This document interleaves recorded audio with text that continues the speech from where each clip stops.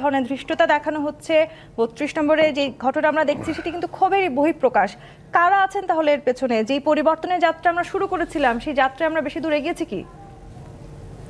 ধন্যবাদ আপনাকে, ধন্যবাদ আমার খুব প্রিয় দুইজন সহ আলোচক। আমরা দীর্ঘদিনের রাজনৈতিক সহকর্মী, দীর্ঘ কয়েক যুগের।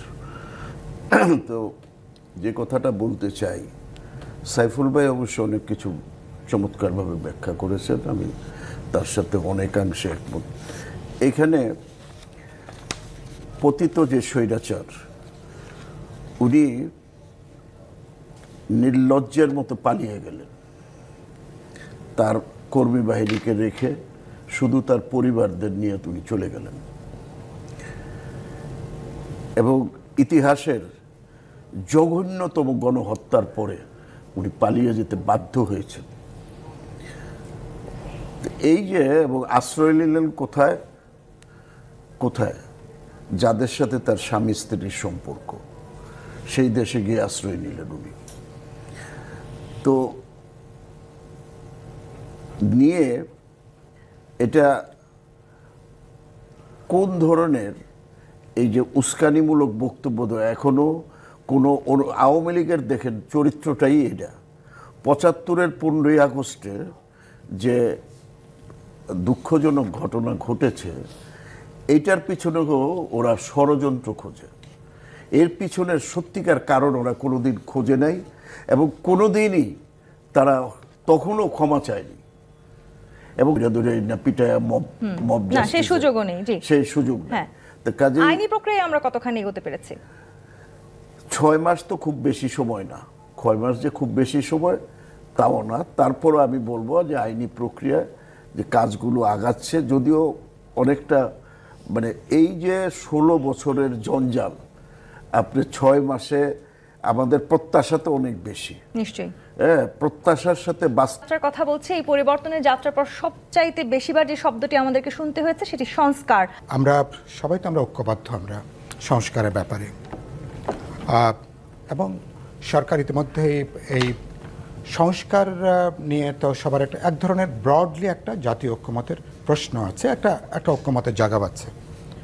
আমরা আমাদের বিভিন্ন দফাতে ৩১ দফাতে আমরা তো পাবলিকলি আমাদের অঙ্গীকার আছে যে আমরা কিভাবে একটা গণতান্ত্রিক জবাবদিহিমূলক রাষ্ট্র, সরকার, সংবিধান আমরা তৈরি করব, এটা একটা।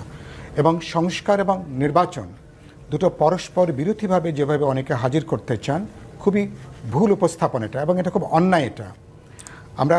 সুতরাং আমরা মনে করি যে সংস্কার এবং নির্বাচনের জায়গাটা যেটা এখন প্রত্যেকেরই আলোচনার ভেতরে আছে, এটা বাকিটা নির্ভর করে আজকে ৮টার থেকে যে ঘটনা আপনি একটু আগে বলছিলেন না, যে বিএনপির অ্যাক্টিং ভারপ্রাপ্ত চেয়ারপারসনের যে বক্তব্যের কথা আপনি বললেন না,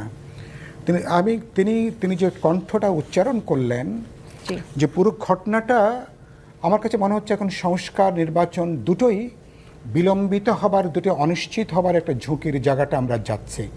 এবং দেখছি যে আপনি ধরুন আজকের যে ঘটনাটা, এই ঘটনার তার তো একটা অভিজ্ঞতা আছে, একটা অভিজ্ঞতা দেশের ভেতরে আছে, ইন্টারন্যাশনালি আছে। এই অভিজ্ঞতার জায়গাটা আমি যে কথাটা তখন আপনি বাক্যটা আমি পুরোপুরি আপনি আমাকে শেষ করতে দিতে পারেননি, আমি বলেছি এর দায় দায়িত্বটা বর্তমান সরকারকে গ্রহণ করতে। এই ঘটনা সরকারের অকার্যকারিতার মধ্যে আমি দেখছি যে সরকারের, কারণ আপনি যেটা বললেন না ৬ মাসে কি দাঁড়িয়েছে কি, ৬ মাস আগের আমাদের যে স্বপ্ন, আমাদের মুক্তিযুদ্ধের স্বপ্নটা দুঃস্বপ্নে পরিণত হয়েছিল। আমরা এরশাদ সামরিক ষড়যন্ত্রের বিরুদ্ধে আন্দোলন আশাটা হতাশা পর্যবেসিত হয়েছে। এবার যে সমস্ত ঘটনাবলী ইতিমধ্যে আমরা দেখছি, মানুষের কিন্তু স্বপ্নভঙ্গ ঘটছে, মানুষ কিন্তু আশাহত হচ্ছে। এই জায়গাগুলো থেকে সরকার কিন্তু ট্র্যাকটা হারিয়ে ফেলছে। সরকারের বাজার বলি, দ্রব্যমূল্য বলি, ল এনফোর্সিং এজেন্সিস বলি, জানমালের নিরাপত্তার প্রশ্ন বলি, ধরুন আজকে রাতের এই ঘটনার পরে এটা কি সরকারের জন্য, আমাদের জন্য এটা সুযোগ নেই? সেই ক্ষোভ এই ৬ মাসে এই পরিবর্তিত বাংলাদেশে কতখানি কমেছে? দ্রব্যমূল্যের যেটা নিয়ন্ত্রণে রাখার দরকার ছিল, সেইটা নিয়ন্ত্রণে রাখা যায়নি। আগের মতো না থাকলেও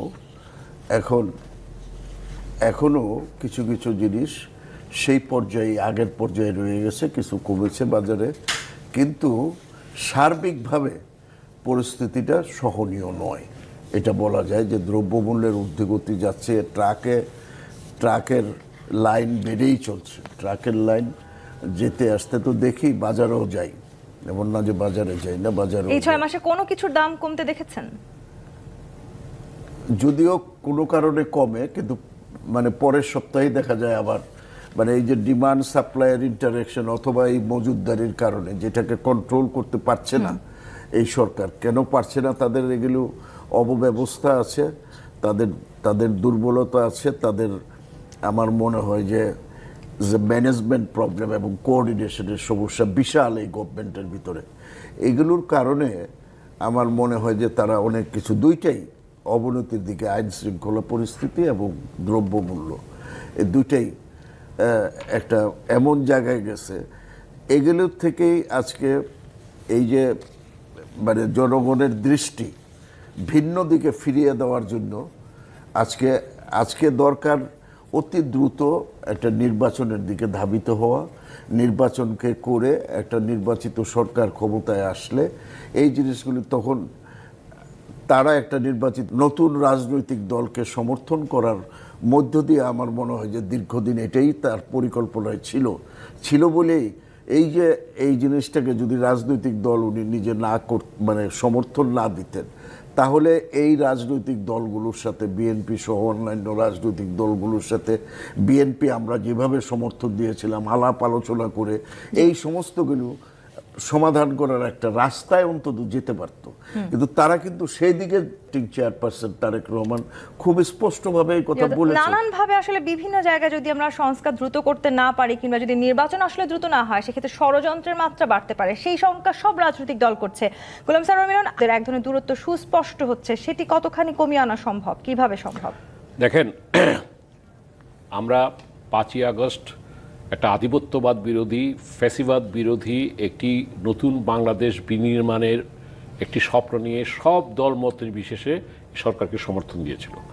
আজকের প্রেক্ষাপটে দাঁড়িয়ে প্রত্যাশা প্রাপ্তির হিসাব নিকাশ করতে গিয়ে আপনি যেটা দেখলেন, আইন শৃঙ্খলা আজকে তার জায়গায় ঠিক মতো নাই, গুড গভর্নেন্স নাই। আজকে দ্রব্যমূল্যের ঊর্ধ্বগতি যে প্রশ্নটা ডালি ভাইকে আপনি করলেন, তার সাথে আপনি দেখেন চাঁদাবাজি, দখলবাজি, এটা তো কন্ট্রোল করা যাচ্ছে না। সুতরাং এই জিনিসগুলো একটা কারণ। আপনি যেটা বললেন যে আইন শৃঙ্খলা, এবং সেখানে আমি আমার বক্তব্যে প্রথমার্ধে বলে গেছি যে সেনাবাহিনী, আমি মনে করি তারা ইতিহাসের বাঁকে বাঁকে তারা যথাসময়ে সেই ভূমিকা পালন করেছিল। এখন কিন্তু তারা সেই ভূমিকাটা গভর্নেন্সের প্রশ্নে পালন করছে না। আমি তাই মনে করি যে ছাত্ররা যে কথাটা দুই ভাই বলে, শঙ্কা কাজ করছে, আশঙ্কা কাজ করছে, তারা বলার চেষ্টা করছে, ভীতিও কাজ করছে। আমি একটা কথা বলি, দেখেন, জিয়াউর রহমান সাহেব যখন বিএনপি করলেন, আমরা তো ছিলাম তখন, ইট ওয়াজ এ কিংস পার্টি। আপনার এই জাতীয় পার্টি যখন ইট ওয়াজ এ কিংস পার্টি। এখন সেই অর্থে কিংস পার্টি, ওই যে ইউনূস সাহেব, আমার মনে হয় না উনি কোনো মানে নিজের জন্য দল করবেন। হয়তো এখানে কোনো উপদেষ্টা থাকতে পারে এবং সেখানে কথা আসছে তাদেরকে পদত্যাগ করতে হবে। আমি যেটা বলতে চাই যে এই যে আজকে যে ঘটনাটা 32 নম্বরে গেল, এটা কোনো বিবেকবান মানুষ, কোনো রাজনৈতিক সচেতন মানুষ এটা সমর্থন করতে পারে না। অবশ্যই এটা ঠিক, এখানে আমি ভাইয়ের সাথে, সাইফুল হক ভাইয়ের সাথে সম্পূর্ণ একমত। এটার জন্য কিন্তু শেখ হাসিনা, আমি মনে করি আজকে শেখ হাসিনা জয় হয়েছে, এবং এই যে যারা করেছে তাদের আবেগের বহিঃপ্রকাশ ঘটেছে। কিন্তু তাদের যে শেখ হাসিনার যে ষড়যন্ত্র, এখানে নারায়ণ তাকবীর স্লোগান দিয়ে শেখ মুজিবের বাড়িতে হামলা, এটা কিন্তু অন্য অর্থ বহন করে, এবং ইন্টারন্যাশনালি এটা শো করানো হবে যে এখানে ইয়ের উত্থান হচ্ছে। এই 6 মাসে ষড়যন্ত্রের জাল আরো ঘনীভূত হচ্ছে, সেটাই।